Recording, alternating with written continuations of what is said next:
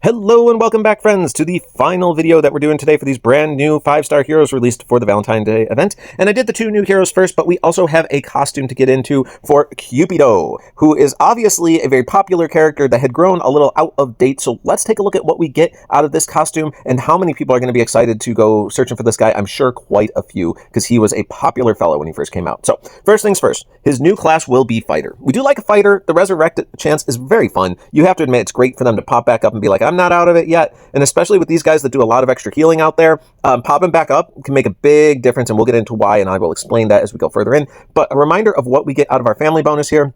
Cupid family bonus is going to give you plus 20% increase to any healing received. Now, the one caveat of this is that it has to be a solo bonus. So if you have family members working together, they will not receive this bonus. Like if you have 2 Beowulf characters or something like that, neither one is going to get that plus 20% healing. They need to be a mismatch of solo people in order to get this plus 20% healing. Very similar to the Bard bonus if you are more familiar with that.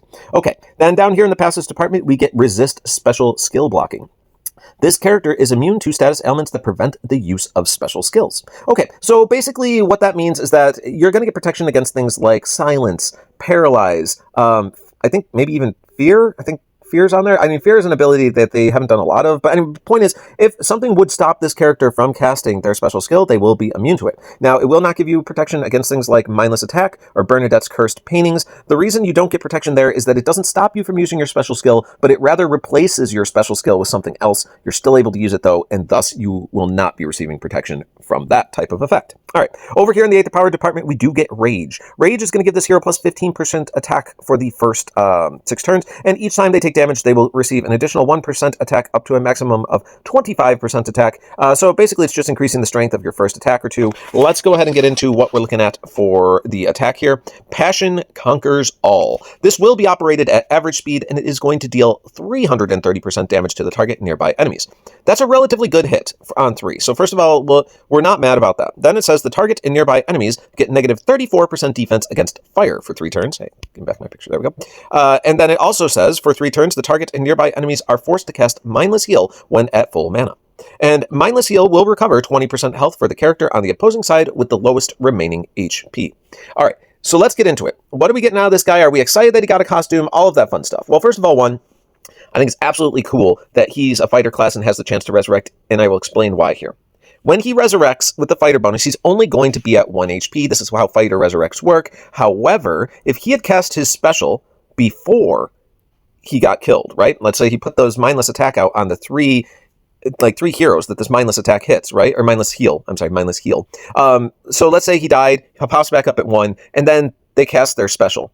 Well, when they cast their special, instead of doing their actual special, they're going to heal the lowest remaining HP guy on your side. Cupid will be at 1 HP and then get a 20% heal from that Mindless Heal going off. Now, granted, I think this is mostly going to be effective on attacking teams, because if there's a Mindless Heal up, sometimes it forces you to do it, but sometimes a player can avoid doing it too. But the point is, like, you'll end up possibly even healing Cupid upon his resurrection, bringing him back up and into the fighting mix. I think that gives him a lot more survivability than people would expect. So I do expect Cupid to be a little bit annoying to get rid of. First of all, reasonable damage on 3 at average speed, not like great, but pretty good. And being able to control 3 separate players' specials into a Mindless Heal is absolutely monstrous. Do not underestimate how strong it is to be able to put mindless effects on 3 of your opposing players at the same time. Now, a lot of different teams out there will not necessarily stack 3 players in a row that can be affected by stuff like this. So you'll often see a glass hero or a toon hero or something like that sort of in the flanks in order to protect against an ability like this hitting 3 targets at one time. But with that being said, you can still probably hit 2 targets at one time with 1 resist or possibly a reflect effect back coming at you. But like, understand the level of control that you're able to have with a character like Cupid. In fact, honestly, I don't think it's even terrible to consider the idea of tanking Cupid and like building him slightly more defensively. Like here, you can tell the attack path is what was used, but if you built him slightly more defensively and used him as like a defensive tank in his own way, you could, in theory, be casting a lot of mindless heals as he gets powered up as tiles hit him, etc. He's a resurrector in the fighter, so he has a chance to pop back up. Even if they kill him off quickly with tiles, he might be back up and and affecting them again. I think it could be very frustrating in a lot of roles, especially if you have someone like a Sable on your team, right? And so even if they kill him, like Sable might pop him right back up again, and then he's back in the mix. He has a chance to resurrect himself. Like, I think he can just be a bit of a headache to deal with. And that being said, where do I rate this guy? Probably an 8. I think he's a solid 8. I don't know if I want to take him all the way to 9 because he operates at average speed. If he was a fast speed, I'd say he was an easy 9, but the reality is getting to average does affect things. I do like that they added the negative fire resist. That is cool if you're stacking him in a color stack team, a couple other reds to help push damage out faster. I do think that will be a good way to ensure that he gets a little bit more use as well. I know some people used to use him on Titan teams as a way to control the Titan special by putting Mindless Heal on the Titan. You can still do that, but not just that, he's also going to stack the elemental defense down, so he has an even bigger spot on Titan teams than he possibly had before. Just understand there are lots of ways to use this guy and utilize him. He is a solid 8. I'll give him an 8.5. I know I don't usually do 0.5s, but I think he's probably closer, like he's above an average 8. He's probably like an 8.5. I don't think he gets the 9, but like I think he is very good. You're going to level him. You're going to use him. Like, congrats if you get him. So just keep that in mind.